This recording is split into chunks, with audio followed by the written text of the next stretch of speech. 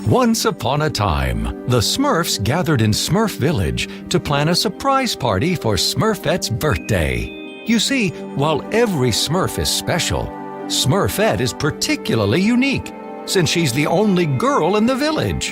Her birthday was going to be Smurftastic, with singing, dancing, Smurfberry cake, and presents that didn't blow up, since none were from Jokey Smurf.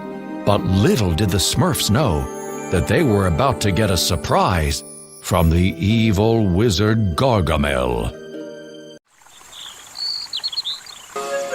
Oh no! Whatever Gargamel is planning has scared everyone away from Smurf Village. As you try to uncover Gargamel's plans, collect the coins left behind as clues by those lost Smurfs. A new portal has appeared.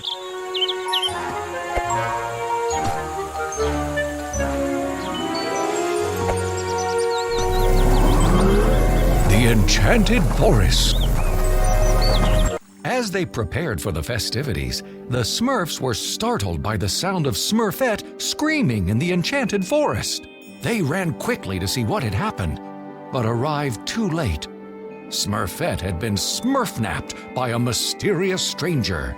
As the stranger dragged Smurfette into the Enchanted Forest, a spell suddenly transformed the normally happy creatures of the forest into very mean ones.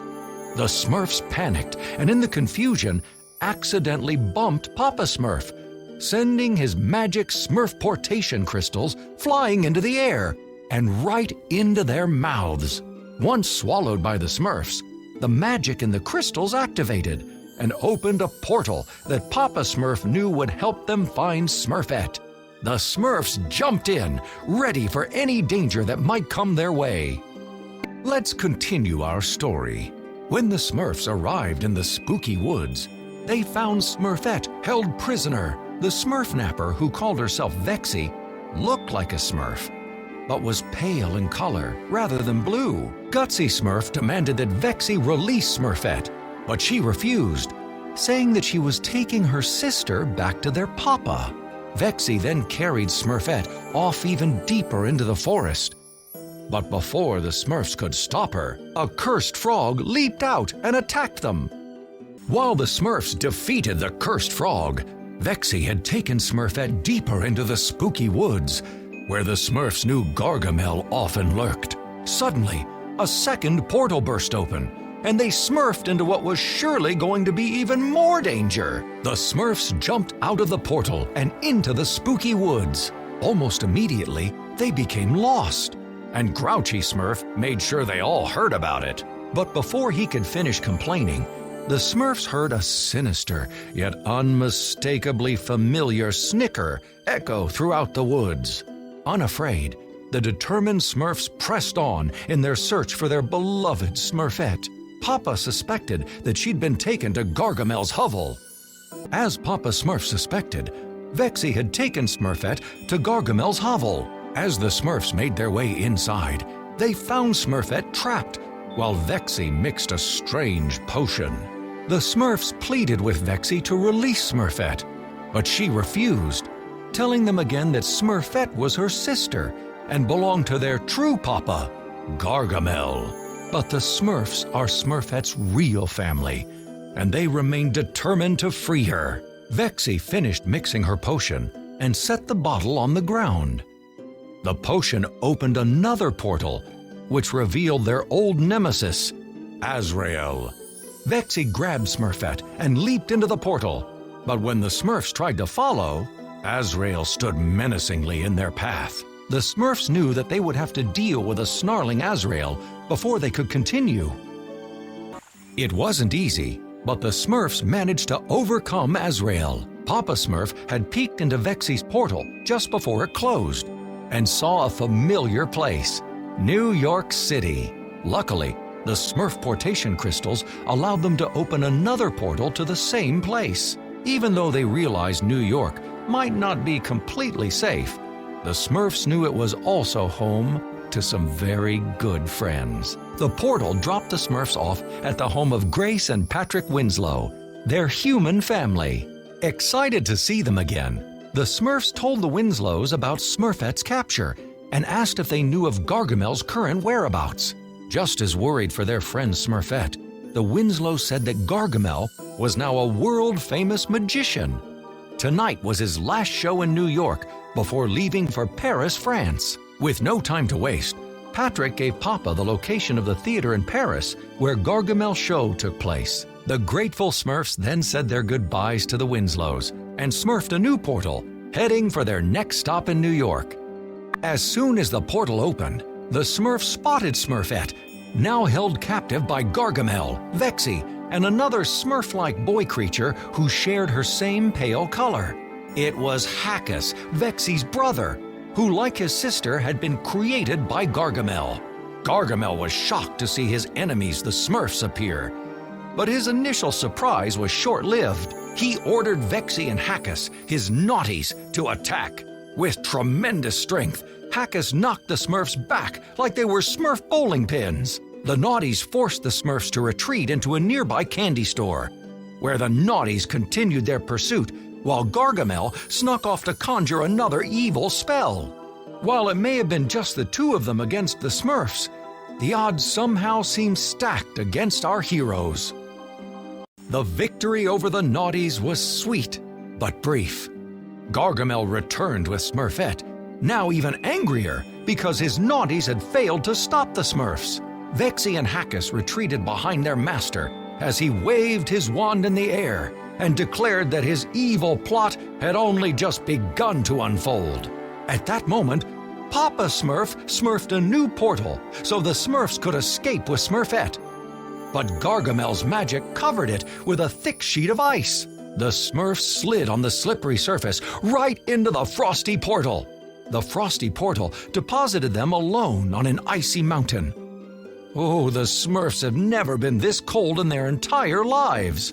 To make matters worse, it seemed that the Smurf-portation crystals had stopped working again. With no way to smurf a portal, the trapped Smurfs decided to explore the mountain, hoping to find shelter and somehow restore the power of the magic crystals along the way. Their desperate journey through the snow and ice led the Smurfs to the top of the mountain. Just when all seemed lost, the magic in the crystals suddenly returned, and the Smurfs prepared to smurf a portal to find Smurfette. But before they could leave, Brainy Smurf shakily observed that they were not completely alone. As the Smurfs turned to see what was frightening him, they were relieved to be greeted only by a cute polar bear cub. Oh. But Papa Smurf remained wary of Gargamel, and his fears were realized when he saw another spell headed directly for their new polar bear friend. Unknown to the Smurfs, this spell was also part of Gargamel's evil plan to prevent them from rescuing Smurfette. Now in Paris, Gargamel schemed to permanently rid himself of the pesky Smurfs. Despite many defeats in the past, he remained confident that this time he would prevent them from taking Smurfette. But just in case, Gargamel also carefully considered a backup plan. If ice won't cool them down, Gargamel mused aloud. But before he could finish, he was interrupted by an eager-to-please Hackus, who blurted out, "Then fire warm them up?" At first, Gargamel frowned at the slow-witted Hackus, but then recognized the unintended truth in what he said. If ice won't stop those infuriating Smurfs, then fire will. Gargamel uttered, "Our little Smurfs are so cold, they turn blue. It's time to turn up the heat." With a flick of his wand, Gargamel created a powerful energy that rushed out of his fireplace and into the streets of Paris, which lit up blue like a Smurfy Christmas tree. Meanwhile, back on Ice Mountain, the Smurfs managed to stop the poor polar bear cub who had been cursed by Gargamel. Papa Smurf struggled anew to smurf another portal, but the Smurf-portation crystals still weren't working properly. A portal eventually opened, but something seemed very wrong. It was swirling red and blazing hot. Papa tried to warn the Smurfs, but they were so eager to leave the bitter cold of Ice Mountain that they jumped in anyway. Left with no alternative, Papa joined his Smurfs, and together they smurfed into what Papa realized was almost certainly another of Gargamel's traps. Exiting the portal, the Smurfs carefully walked across a bridge suspended over a giant pool of boiling lava as a flock of silly-looking birds flew overhead. Papa Smurf knew that they would not have to wait long for another Gargamel spell. Back in Paris, Smurfette told Gargamel she believed that her family would still save her.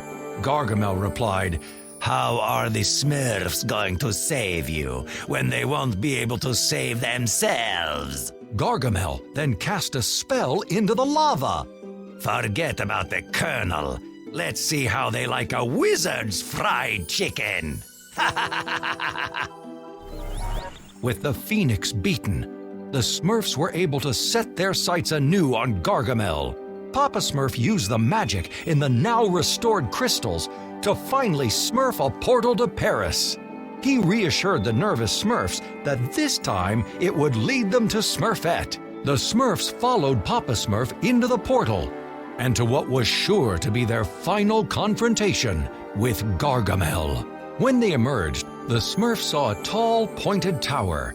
As usual, grouchy Smurf complained that it didn't seem they were in the right place. As if on cue, a flyer fluttered by, announcing Gargamel le Grand, proving that they were indeed on the right track. The Smurfs crept quietly into Gargamel's theater, where he was performing his magic show. But Gargamel still somehow managed to spot them and retreated behind the stage curtains to escape. The Smurfs gave chase, only to discover that Gargamel had trapped their sister Smurfette in his evil Smurfstractor, a machine designed to steal the essence of a Smurf. With a devilish grin, Gargamel proclaimed, "This is the end, my little blue Smurfs.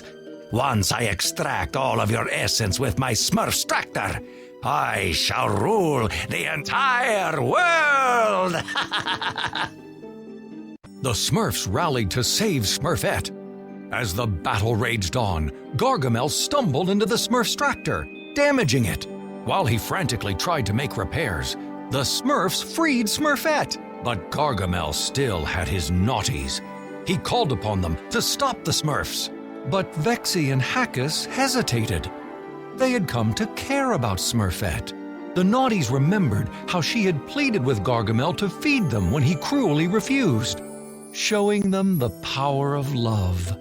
Vexy and Hackus now joined forces with the Smurfs and tripped Gargamel into the Smurfstractor. It exploded and sent him high into the air, showering a rain of sparks just like a fireworks show. While it had been a long and difficult quest to rescue Smurfette from Gargamel and Azrael, the Smurfs joyfully reunited and reminded themselves that family is always there for one another, no matter what the odds. Smurfette tearfully thanked Papa and all the Smurfs for saving her.